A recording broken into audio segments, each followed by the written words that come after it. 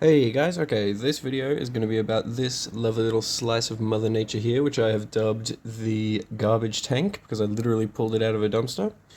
Saw a couple guys throw it away, got very lucky on the RNG there, rolled a 20 on the dice. Yeah, so it's a garbage tank because I pulled it out of the garbage, and because this is literally almost the cheapest possible way to do a fish tank. And it's certainly one of the cheapest possible ways to have a breeding colony of Neocaridina shrimp. So, let's jump right into it. It's only got an air stone and a heater. That's the only two things. As you can see, natural sunlight is what it runs off of. And yeah, this tank's been through a bit of a journey, but we've got a great shrimp population in here for what it started with. So let's go into some footage. So first things first, the starting shrimp for this tank was three of these mamas here. They're of the black rose line. It doesn't come up too well on camera, but they're this glossy black. They're actually shiny like obsidian or something like that. And they're actually quite a complicated mix of genetics, as you're about to see. We're about to go into some night footage of one of these big mamas. And you're about to see that they have a lot more color on them than meets the eye, in fact. So if you shine a torch on them, you see she just lights up there. So you can see she's got red, she's got blue in there. Underneath the flesh, beneath the carapace, has actually got chocolate and red and blue. It depends, sometimes both. But so that was the mothers in this tank. And here's a look at the males. So it was two of these. You can see the distinctive pattern with the solid black head and the black tail and the clear in the middle.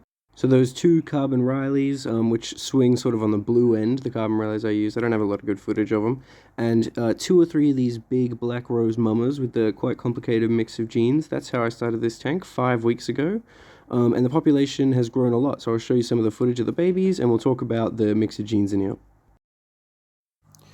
And we can see here with the time-lapse footage, we have a whole mix of babies in here. You can see right there is actually a blue carbon Riley. It's kind of hard to tell in the shit footage. Apologies about that. We've got a blue carbon Riley. We've got black roses. We've got a bright red one or two there. We've got some blue dreams in there. So yeah, we've got blue and I would say chocolate for some of them. So blue, chocolate, red, blue carbon Riley. Yeah, I'm most intrigued by these little red ones. They're really strong red. I think that is the fire red strain. It's not officially, it's not a high quality fire red, but I believe the outside shell is the part that's red, which is interesting because I've currently got the red strain that has the inside flesh is red. So either way, interesting. Decent quality reds coming out of this line. But enough black roses so that it's not unworkable. So I'm definitely going to take a lot of the reds out of here. I'll keep most of the darker blues, but chocolates and reds and anything sort of low quality like that is going to be coming out of here with the culling. So there'll be fun additions to the mix tank. So yeah, this is going to be a bit of a quick and dirty. Another, you can see red ones, you can see, or you would be able to see if I had the ability to film things. All sorts of babies in this tank. I'm really excited. This is just the beginning. It's only like a month, like I was saying, 5 weeks. I did add some juveniles. That's why some of the offspring are a bit older than 5 weeks in here, like that big blue carbon Riley mama. They're a bit older than 5 weeks because I added them as juvies. But so yeah, this is just the beginning of this tank. I'm really excited to see where it goes. I'm going to be doing a lot of culling, obviously. Lots of new additions for the Skittles tank, for the mix tank. Which is great because it's kind of looking a bit, there's only yellows and reds in there right now. I need a bunch more, need more. And yeah, I'm really excited about it. It's like obviously unstable genetics, but I'm planning on making a few different lines out of this tank.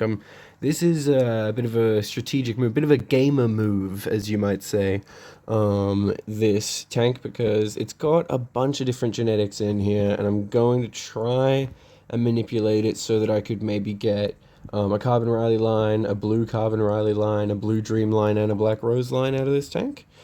So a bit of an ambitious plans there, but if I keep these genetics going and I sort of separate them and I spread them and I use the mixed tank to my advantage, and yeah, I think I can get about 3 or 4 lines out of this tank within, I don't know, a year or something. We'll see how I go.